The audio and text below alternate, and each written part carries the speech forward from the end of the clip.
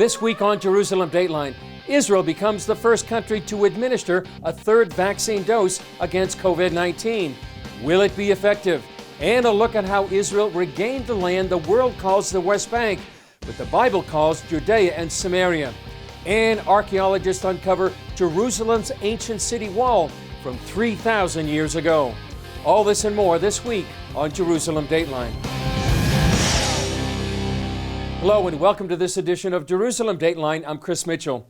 Israeli Prime Minister Naftali Bennett announced Israel will be the first country in the world to begin a third COVID vaccination.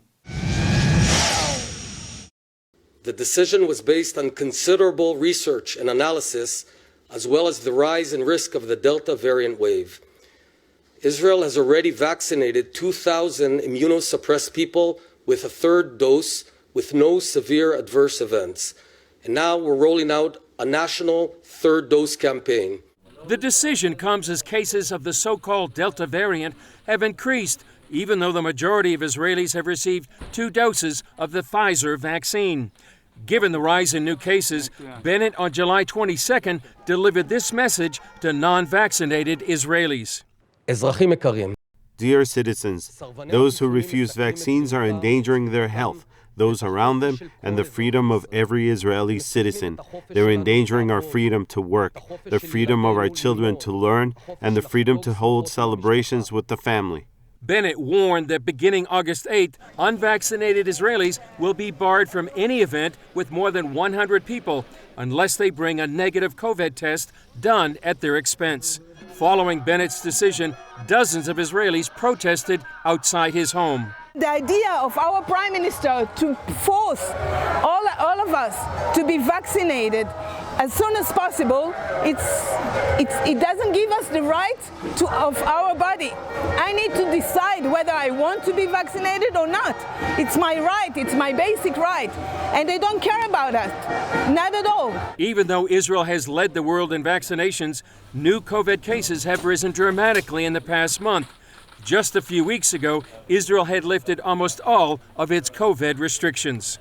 Because of the rise in cases, few groups have been allowed into Israel. But rabbis from North America visited recently on a mission to support the Jewish state, as well as meet with Israel's new leaders and understand the new developments in the country. CBN Middle East correspondent Julie Stahl has that story. These rabbis and Jewish educational leaders have been to Israel many times, but this is their first trip back in 18 months since the COVID-19 pandemic hit. Organized by the Mizrahi Religious Zionists of America, they believe God promised the land of Israel, including Judea and Samaria, to the Jewish people. We represent all of our communities in America, and we felt it was important as leaders, to come as a group and to be able to bring messages back to our communities about what's going on here. But we haven't had the opportunity to visit our homeland, our ancestral homeland, the state of Israel. It is a solidarity mission, and I'm happy to come to be with the people of Israel. The experience this time has been fascinating because we've had the opportunity to meet with political leadership, with rabbinic leadership, to see places we never saw before, even though all of us have been to Israel so many times. During COVID, Israel finally elected a new government, one that includes factions who don't support Israel's claim over the biblical heartland of Judea and Samaria, also known as the occupied West Bank. The Israeli claim to that land is a subject of particular interest to the group, which met several Knesset members representing a wide range of opinions. Meeting people is the key. Encountering relationships is everything. Reading the media, understanding that this government was certainly going to be different than previous governments. Rabbi Ari Rakoff, Executive Vice President of Mizrahi Religious Zionists of America, said both Prime Minister Naftali Bennett and President Isaac Herzog were educated in religious Zionist schools in the U.S. We feel like we really had a chance during this trip to just understand the issues better and have a dialogue with them. What happens, happens. That's in God's hands. We pray for the governments. It was wonderful to have an open dialogue with so many people and who were just so passionate. This is true democracy. Change is always complicated, and it can very often be very good. And we're hoping that we'll be able to overcome the complications and reach the point of good with the new government. They visited Israeli Gaza border communities targeted by more than 4,000 rockets during the 11-day Israel-Hamas war in May, and traveled to the city of Lod, where 11 synagogues were burned during the worst violence between Jews and Arabs in Israel in decades. Lod was very painful because it was a community which everyone had such great dreams of, how Arabs and Israelis could live together in peace, and how we thought they were living together in peace, and all of a sudden, in the blink of an eye, violence erupted that was so reminiscent of the violence pre-state and the violence of 1929. When you spoke to the residents, you sensed the trauma that the people are going through. So I actually asked one of the residents, so what's the plan going forward? And she said, I don't know. CBN News accompanied the group on their trip through the biblical heartland of Samaria. They met with David Ben-Zion, deputy head of the Samaria Regional Council. We're in complicated time. In Judea and Samaria, and specifically in Samaria, the strong connection between us, to our brothers, to our friends abroad, gave us a lot of power and energy to work hard in this very important mission, the Zionism mission to make more and more settlement in Shomron today. Ben-Zion says they face two challenges today: security and maintaining White House support like they had under the previous administration. Ben-Zion wants this group to be ambassadors. It is very important to explain to the world why it's so critical for Israel that we will be strong. If we will not be strong enough here, the Arabs will attack all Israel, exactly like that's happened in Gaza against Ashdod, Sderot, and Ashkelon. And what will the religious Zionists tell their own communities back home?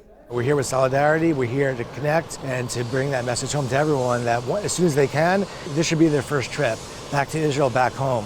Julie Stahl, CBN News, Samaria. Up next, a look at developments inside Iran and what it means for the Middle East.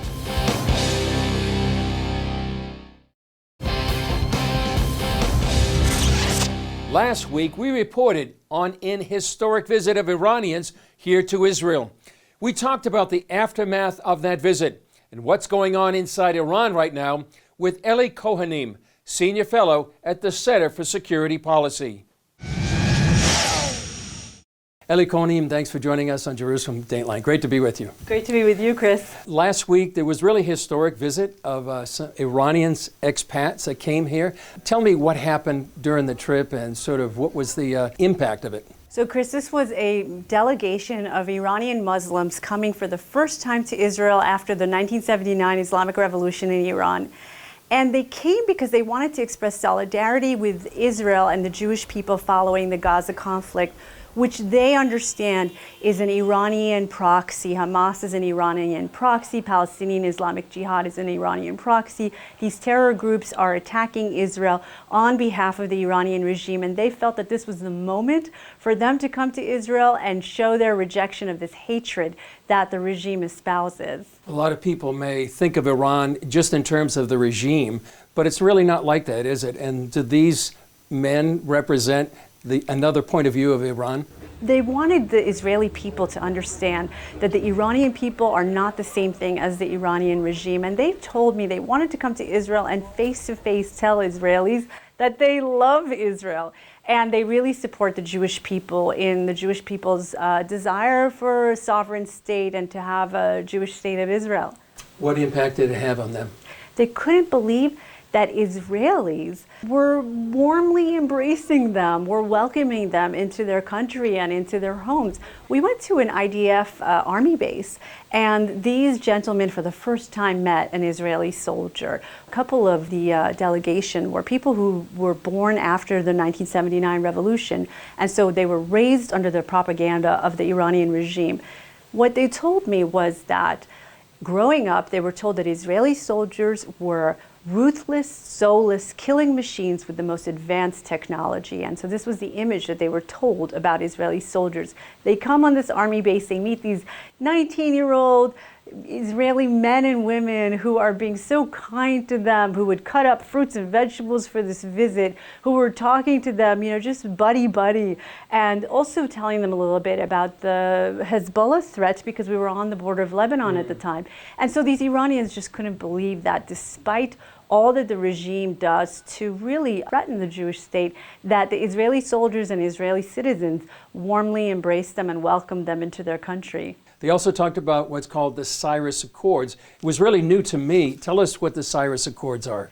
Well, they wanted to pay tribute to one of the great leaders of ancient Persia, Cyrus the Great, who at the time gave the Jews the permission and the encouragement to rebuild the Second Temple here in Jerusalem. And so the Persian-Jewish relationship is an ancient one that spans thousands of years. And so they want to rekindle that ancient relationship and bring the Jewish people and the Persian, the now Iranian people back together under the banner of a Cyrus Accords peace deal. So this comes on the heels of the Abraham Accords. If you go back 2 or 3 years, a lot of people wouldn't even have expected this to even happen.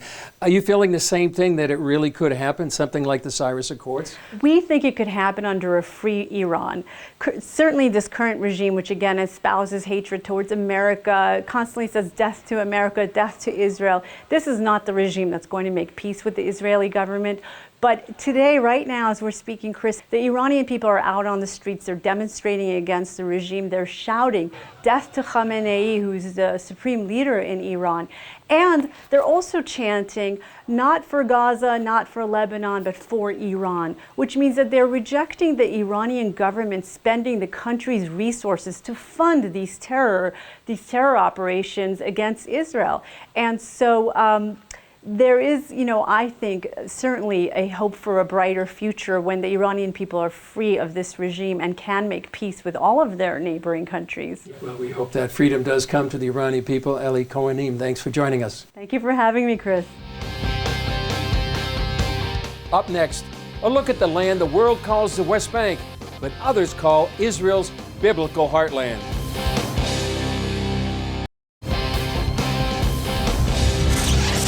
The Jewish founders of Ben & Jerry's ice cream say they are backing the company's decision to boycott Israeli communities in the West Bank or Judea and Samaria while still supporting the Jewish state.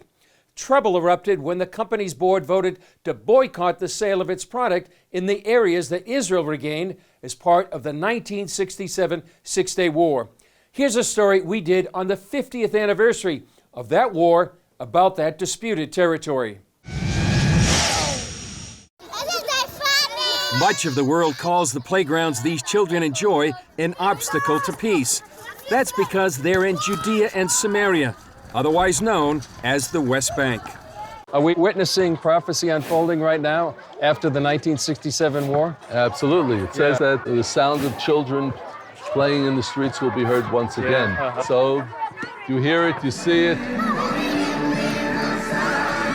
I spoke with former Shiloh Mayor David Rubin in Shiloh, overlooking the road of the patriarchs, the highway Abraham, Isaac, and Jacob would have traveled on. Rubin told me the Six-Day War was pivotal in Israel's history. It opened the door for Jewish people to redeem the biblical heartland after 2,000 years in exile. Places like Jerusalem, home of 2 consecutive Jewish temples, Bethlehem, the birthplace of Jesus, Hebron, where Abraham, Isaac, and Jacob and their wives are buried, and Shiloh, where the tabernacle stood for 369 years. They all came back into Israeli hands. So you see 67, the Six-Day War, just like a pivot, a prophetic pivot in time and history? Oh, clearly. It says in the book of Ezekiel, the dry bones being put back together again. Israel was being put back together again as a nation. If we don't have a right to Shiloh, and we don't have a right to Shechem, and we don't have a right to Bethel and Jericho, we definitely don't have a right to Tel Aviv. But not everyone saw the opportunity. It took until 1978 for Shiloh to be established, just above the site where the tabernacle had rested. There were Israelis who were coming here trying to set up tents on the lower hills of Shiloh, and the Israeli prime minister, who was looking over his shoulder at the American president, kept sending in the army to chase them away. Just months after the Six-Day War, Israelis established the first Jewish community in Judea, about 35 miles south of Shiloh at Kfar Etzion. Jews lived there before Israel's independence war in 1948 and were either evacuated or massacred by the Jordanians. When this group of orphans of those who were murdered notified the Israeli government that if you don't give us the permit, we will go on without a permit. The government really couldn't stand up against orphans of those who were murdered. And so Kfar Etzion was established. Rabbi Eliezer Waldman was one of those who helped establish the next community in ancient Hebron. There was always a Jewish community in Hebron, even during the 2,000 years of exile, until 1929, when the Arabs massacred the Jewish community here.